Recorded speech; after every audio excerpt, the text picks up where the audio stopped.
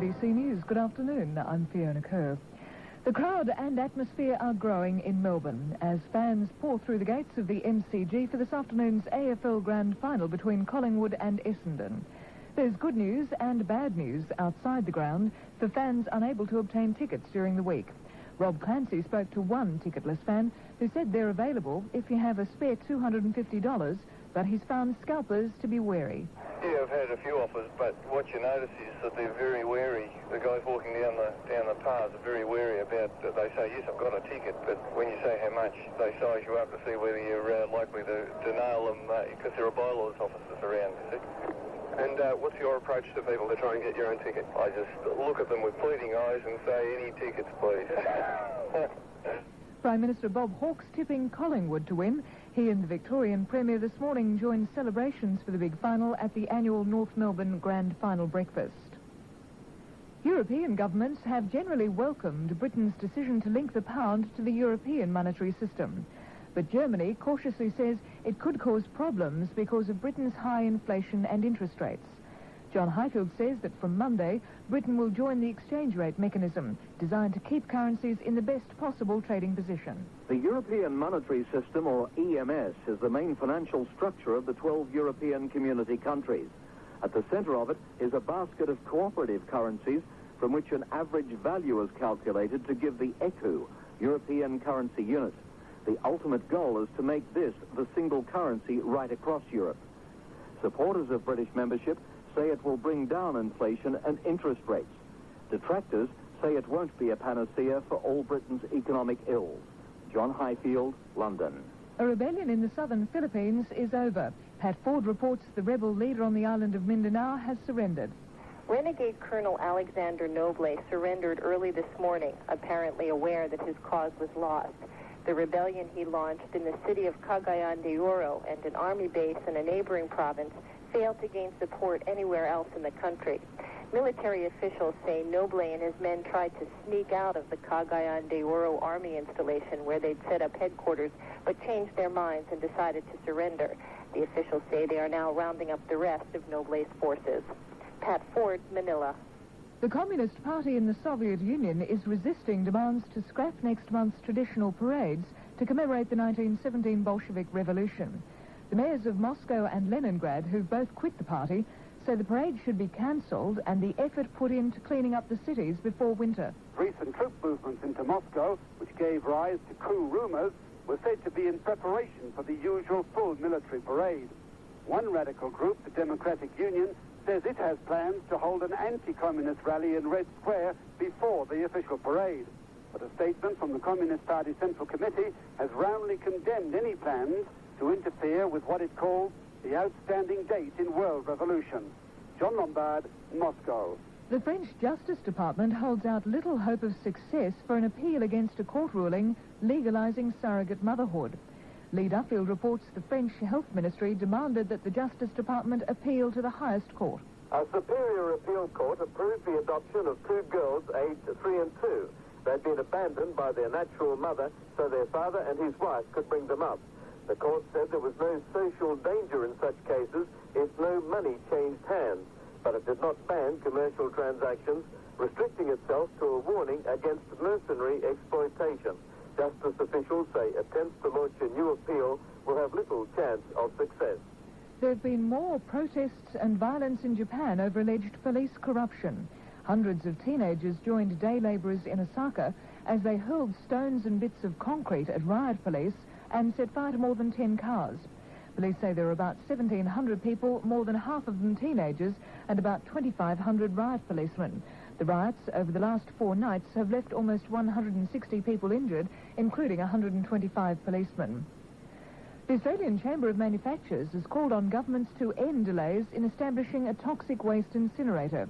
Director Philip Holt says the incinerator site must have suitable transport links with Melbourne and Sydney and must also be able to dispose of waste in an environmentally responsible way. The proposed site at Corowa on the Murray River has run into a storm of community protest and may not go ahead. Mr Holt says, given the controversy, the governments must either assure the Corowa community of the appropriateness of the site or select an alternative. ABC News. The Victorian News with Don Taylor. As the crowd builds up at the MCG, So does the tension, but there's relief with the could-have-been champions keeping hundreds of fans entertained outside the members' stand. One excited fan on her way to the ground is Victoria's Premier, Joan Kirner, and she had some last-minute words of encouragement for her favourite team, the Essendon side, players and fans. Oh, yes, I think they should think of greats of the past whose spirits will be here. I would imagine John Coleman, Dick Reynolds, Billy Hatterson. They think of them. I'm sure they'll want to win to make sure that these new players who've got share in the glories of the past and make a place for us in the future. But she also had something to say to Collingwood. Collingwood's a great team, and of course Collingwood will be absolutely beside themselves if they win today after so many years out of the grand final. So I think anyone who is a strong supporter of football, even if you're an Essendon supporter, would have to wish Collingwood good luck today. And the Premier's tip, the Bombers, of course, by 38 points. The Prime Minister has been swept up in the excitement of grand final day. He's at his second grand final function for the day. Tanya Peterson reports from the West Coast Eagles grand final brunch. More than 1,000 people, most of them who've flown over from Perth, have packed the Sports and Entertainment Centre for what Mr Hawke describes as the biggest breakfast function held by any AFL club. The mood here is one of what could have been had the Eagles been playing today. But there's also a feeling of certainty that West Coast will win the flag next year. Mr Hawke says that can only be good for football. I must say that it's going to be great for Australian football when a non-Victorian team wins the flag. No doubt about that. It's been claimed that school children could be in danger unless the confusion over bus services is resolved by the time school resumes on Monday morning. The Victorian Council of Schools Organisations has sent an urgent plea to the unions to exempt school buses from the industrial action which has crippled private bus services. Spokesman Leon Haynes says parents of children who depend on private buses, especially in the country, need to know if buses will be available on Monday. The real worry is not the convenience, it's the safety angle. If a child heads to school and finds there is no bus, especially in the country, they're likely to walk, ride, hitchhike or whatever, return to an empty home. There's a definite traffic and safety hazard involved. So an urgent plea, if they cannot exempt school buses, could we at least have a very clear indication before Monday, city and country, which routes are running and which ones aren't, so children will not be put at risk. Victorian forest industries are stepping up pressure on the state government to make a decision about the future of logging in East Gippsland. The government was to make a decision on access to National Estate coups last month, but deferred the announcement. State Cabinet will consider a report on the issue on Monday, when the timber industry workers will rally outside Treasury Place. Forest Industries Association spokesman Steve Guest says the delay is having a serious impact on the future of East Gippsland communities. The social problems in the East Gippsland region are growing. Domestic problems and social problems. They reflect the pressures that community has been under for years. Now, we got decisions a couple of years ago. Kane and Kirner said this will end the uncertainty, and here we are 3 years down the track. We are less certain than we were then. It's having an awful effect on those families.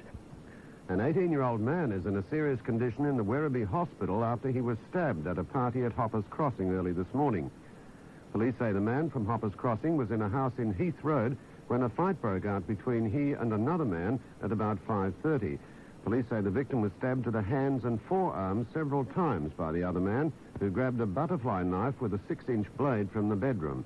Police plan to interview an 18-year-old Hoppers Crossing man over the incident. And police are searching for a taxi which was stolen from outside a city nightclub this morning after the driver was threatened with a knife.